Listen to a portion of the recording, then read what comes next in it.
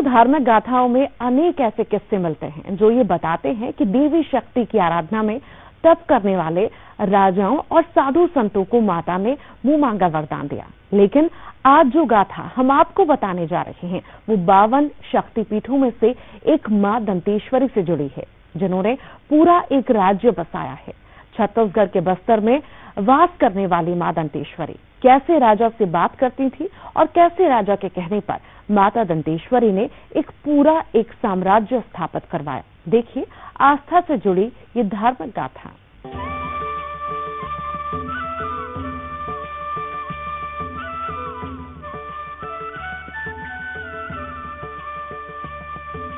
आज जिस देवी शक्ति की अनूठी महिमा हम आपको बताने जा रहे हैं वो 52 शक्तिपीठों में से एक मां दंतेश्वरी की महिमा है।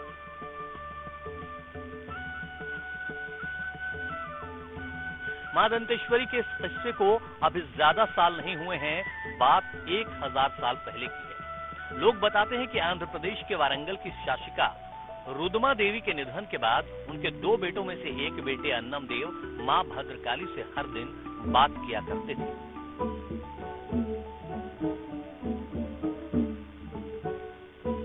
अन्नम देव माता के पास हर दिन एक चिट्ठी भी छोड़ कर आते थे, जिसमें माता से एक राज्य का राजपाट देने की प्रार्थना करते थे। वरदान एक दिया था उनको कि ये बोला था कि तू मेरा वस्त्र लेके जहाँ जहाँ जाएगा वो तेरा राज्य होगा, क्योंकि हमारी सेना खत्म हो चुकी थी अलाउद्दीन खिलजी के समय। तो माता की बनाई हुई, मतलब कह सकते हैं देव तुल्य जो सेना होती वो लड़ी थी, और लड़ करके पूरे बस्तर संभाग में हम लड़े। ना नागवंशी थे, कुछ जगह पे भोंसलों का राज था। तो ये सब जगहों को जीतते हुए राजाओं ने अपनी राजधानियां बनाना चालू करी, जिसमें बड़े डोंगर है, माता का दर्शन हुआ, वहाँ पे राजमहल बना था, पानी का अभाव था, वहाँ छोड़ दिया गया। फिर बाद में दूसरी जगह थे जहाँ पे माता ने बोला तुम यहाँ बनाओ, तो मधौता नाम सुने होंगे आपने, मधौता में राजधानी बनाई गई। हर दिन माता के पास पहुंचने वाली अन्नम देव की अर्जी को माता ने एक दिन स्वीकार कर लिया। अन्नम देव को यह आदेश दिया कि जिस जिस जगह तू वस्त्र लेकर जाएगा उस इलाके में तेरा राजपाट होगा। क्योंकि साउथ वस्त्र की जगह वस्त्र का उच्चारण किया करते थे, यही वजह है कि बाद में इसका नाम वस्त्र के नाम पर बस्तर पड़ गया। ये बात बहुत कम लोग ही जानते होंगे कि मां राजा अन्नम देव के साथ चलकर बस्तर आईं और बस्तर राज को बसाया। फिर बाद में बस्तर बनाया गया। बस्तर राजधानी में किला था और राजमहल जो था, महाराज रहते थे किले में, और फिर राजमहल धीरे धीरे करके जगदलपुर में बनाया गया, जिसको जगतूगुड़ा नाम से जाना जाता है। तो वहाँ बनाया गया। तो आज भी जो परंपराएं रही है माता की वो हम लोग रखा, और करीब करीब 7 जगहें ऐसी थी जहाँ पे राजधानियां बना करके हमने छोड़ा। और फिर 8वां स्थान कह सकते हैं, 7वां से मिला जुला स्थान था बस्तर जगदलपुर, जिसको हम लोगों ने अपना स्थान बना दिया, और आज भी ये निवास स्थान बना हुआ है बस्तर संभाग में। 1000 साल पुराने इतिहास के पन्नों में ये बात दर्ज है कि 1010 के आसपास अन्नम देव बस्तर पहुंचे। उस समय बस्तर में नागवंशी और भोसले राजाओं का राजपाट था।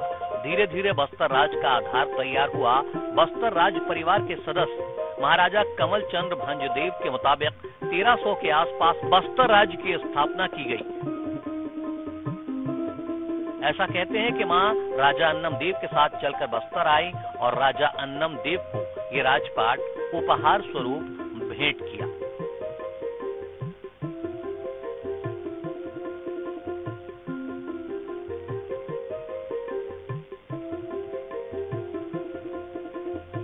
आज भले ही ये हिस्सा छत्तीसगढ़ प्रदेश का एक संभाग कहलाता हो, लेकिन आज से 1300 साल पहले तक बस्तर के सुकमा, बीजापुर से लेकर चरामा तक पूरा इलाका एक राज्य के रूप में बसा हुआ था। कहते हैं कि मां दंतेश्वरी को सबसे शक्तिशाली देवी के रूप में माना जाता है, जो आज भी जगदलपुर और दंतेवाड़ा में साक्षात रूप में विराजमान रहती हैं। यही वजह है कि देश के प्रधानमंत्री नरेंद्र मोदी से लेकर कई संत और महान विभूतियां माता का दर्शन करने यहां पहुंचते रहे।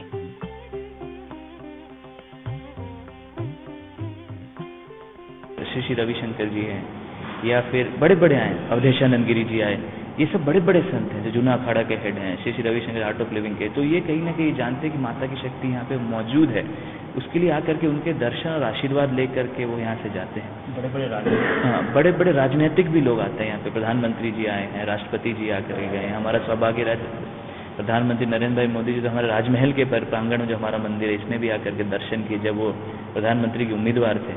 और कहीं ना कहीं आप देखिए माता का आशीर्वाद तो मिला है और लोग अपने स्थानों पे आगे बढ़े हैं। बड़े बड़े नेता यहाँ हैं, चाहे आप राजनाथ सिंह जी के नाम ले लीजिए, चाहे आप अमित शाह जी का नाम ले लीजिए, प्रधानमंत्री नरेंद्र मोदी जी का नाम ले लीजिए, इवन राष्ट्रपति जी भी, कोविंद साहब भी आकर के गए हैं। बस्तर के दंतेवाड़ा को शक्तिपीठ के रूप में भी जाना जाता है। कहा जाता है कि माता सती का दांत वहां गिरा था क्योंकि वो पिंड के रूप में था। बताते हैं कि खुद माता ने पूजा पाठ की जिम्मेदारी उस समय के राजा को माटी पुजारी के रूप में सौंपी। तब से पूजा पाठ का सिलसिला शुरू हुआ और उसके बाद लोगों के बीच शक्तिपीठ के रूप में वो जगह सामने आई।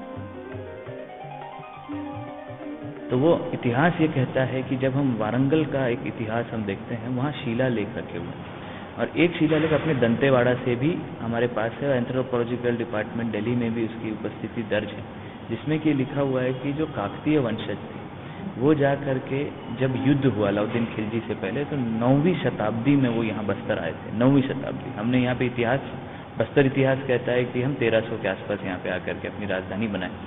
जो वो पिंड है, जब माता ने साक्षात किया, माता ने बोला मैं यहाँ विराजमान हो जाऊंगी और तू मेरा पुजारी होगा। तो राजा जो भी बस्तर का बना, फिर महाराजा की पदवी लगी, मगर सबसे पहले था माटी पुजारी दंतेश्वरी माई के। वरदान में ये मिला था कि तू मेरा वस्त्र लेके जा, जहाँ जहाँ जाएगा तेरा राज्य बनेगा। अब ज्यादातर देखेंगे तो यहाँ पे ब्राह्मण पुजारी नहीं है, अगर आप ध्यान देंगे तो जितने के जितने पुजारी वो तो या तो ग्रामीण परिवारों से हैं, या आदिवासी समुदाय से हैं, या ज्यादातर जितने भी पुजारी है, खासतौर दंतेवाड़ा का पुजारी जिया बाबा जिया इज अ डेजिग्नेशन, एक डेजिग्नेशन दिया गया है क्योंकि महाराज को बोला गया था डेली तुमको पूजा करना है। महाराज नहीं कर पाते तो डेडिकेटेड किया गया था माता के परमिशन के साथ कि आप पूजा करेंगे और जब राजा आएंगे तो राजा ही करेंगे, बाकी समय आप पुजारी बन के बैठोगे, बाकी समय राजा करेंगे, जब राजा आएंगे दंतेवाड़ा तो वो करेंगे। तो आज भी वो परंपरा यथावत चली जा रही है। कभी दंडकारण्य के रूप में जाना जाने वाला बस्तर का इतिहास काफी समृद्धशाली रहा है। इसकी वैभव और संपन्नता के साथ यहाँ की परंपराएं, रीति रिवाज आज भी उसी रूप में दिखाई देती हैं। बस्तर ही एक ऐसा इलाका है जहाँ अब तक आधुनिक सभ्यता की चकाचौंध पूरी तरह से हावी नहीं हो पाई है। इसके पीछे लोग मां दंतेश्वरी के प्रति आस्था को सबसे ज्यादा खास मानते हैं। तो आप भी माता के दर्शन कर अपना प्रणाम माता के चरणों में अर्पण करें, क्योंकि कहा जाता है कि मां दंतेश्वरी के चरणों में भेजी प्रार्थना कभी खाली नहीं जाती। विनोद कुशवाहा, न्यूज़ 18, बस्तर।